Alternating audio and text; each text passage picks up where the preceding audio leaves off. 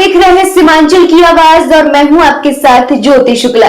बिहार में भ्रष्टाचार के खिलाफ कार्रवाई की खबरें अक्सर सुर्खियां बनती हैं, लेकिन सवाल यह है कि क्या ये कार्रवाई सिस्टम की सफाई है या सिर्फ एक कमरे की धूल झाड़ने की रस्म। राजधानी पटना से आई निगरानी की टीम ने किशनगंज में ऐसा जाल बिछाया कि खनन विभाग के 2 कर्मचारी रंगे हाथों धर लिए गए। एक तरफ अकाउंटेंट, दूसरी तरफ चपरासी। रकम भले 8,000 और 7,000 हो, लेकिन सवाल करोड़ों का है। क्या विभाग दफ्तर है या रेट लिस्ट का काउंटर? देखिए ये खास रिपोर्ट।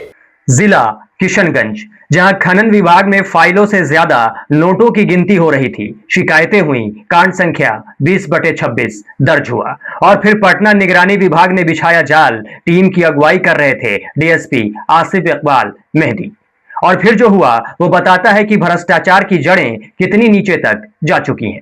खनन विभाग के अकाउंटेंट अशोक चौधरी को 8,000 रुपए लेते हुए गिरफ्तार किया गया और साथ में विभाग के चपरासी सरोज कुमार को 7,000 रुपए के साथ दबोचा गया।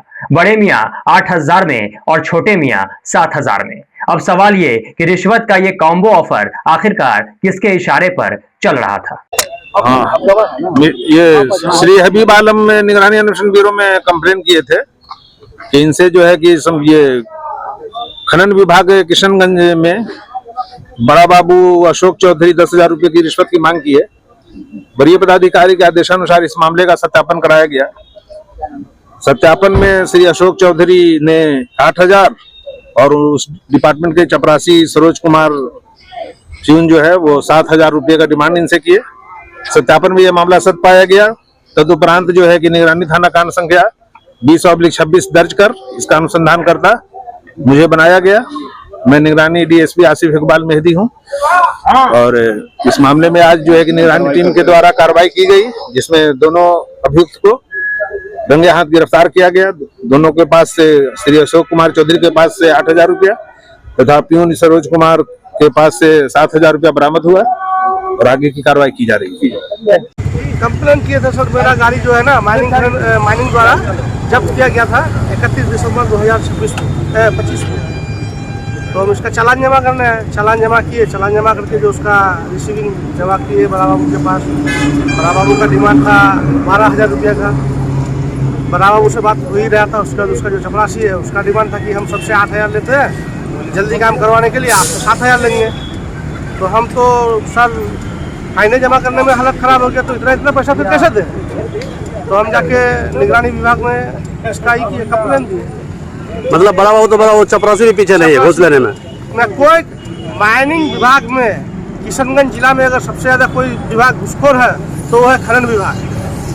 खनन विभाग का अगर कोई एक हवलदार भी है ना, उसका 8 से 100 गुना ज़्यादा संपत्ति है। 2 लोग गिरफ्तार हुए हैं? जी, 2 लोग गिरफ्तार। कितने नोट के साथ? एक हुए है 8,000 के साथ, एक हुए 7,000 के। कंप्लेनर क्या नाम हुआ? हबीब आलम। दूसरा कहावत है, बड़े मियाँ तो बड़े मियाँ, छोटे मियाँ सुभान अल्लाह। लेकिन यहाँ तो लगता है पूरा दफ्तर ही माल उगाही की तर्ज पर चल रहा था। सवाल यह है कि क्या अकाउंटेंट और चपरासी की इस खेल के असली खिलाड़ी हैं या फिर ये सिर्फ मोरे हैं उस बड़े सिस्टम के जहां ऊपर तक सेटिंग की सीढ़ियां जाती हैं। जिस शिकायत के बाद ये कार्रवाई हुई वो एक आम नागरिक हबीब आलम ने की थी। मतलब साफ है, जनता जब जागती है तो सिस्टम हिलता है। लेकिन डर ये है, क्या ये गिरफ्तारी बाकी विभागों के लिए सबक बनेगी या कुछ दिन की खलबली के बाद फिर वही पुराना खेल शुरू हो जाएगा। बहरहाल रिश्वत की रकम भले 15,000 हो, लेकिन इस 15,000 ने पूरे सिस्टम की साख पर सवाल खड़े कर दिए। क्या बिहार में भ्रष्टाचार के खिलाफ ये असली जंग की शुरुआत है या फिर छोटे कर्मचारियों को पकड़कर बड़ी मछलियों को बचाने की पुरानी कहानी? किशनगंज से यह कार्रवाई साफ संदेश देती है, अब कैमरे भी देख रहे हैं और कानून भी।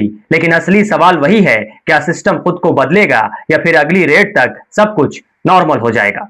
सीमांचल की आवाज के लिए धर्मेंद्र कुमार की रिपोर्ट। किशनगंज का सबसे प्रीमियम फैशन डेस्टिनेशन दी अरविंद स्टोर। यहाँ आपको मिलता है world class premium fabric collection, जिससे आप अपनी पसंद का सूट, ब्लेजर और एथनिक वेयर स्टिच करवा सकते हैं। साथ ही पाइए शानदार रेडीमेड कलेक्शन और किशनगंज में पहली बार कस्टम जीन्स टेलरिंग का अनुभव। बेहतरीन स्टिचिंग और हर चीज में परफेक्शन के साथ अपनी स्टाइल को दीजिए एक नया नाम। आज ही आए दी अरविंद स्टोर, शिव शक्ति कॉम्प्लेक्स, भगत टोली रोड, किशनगंज।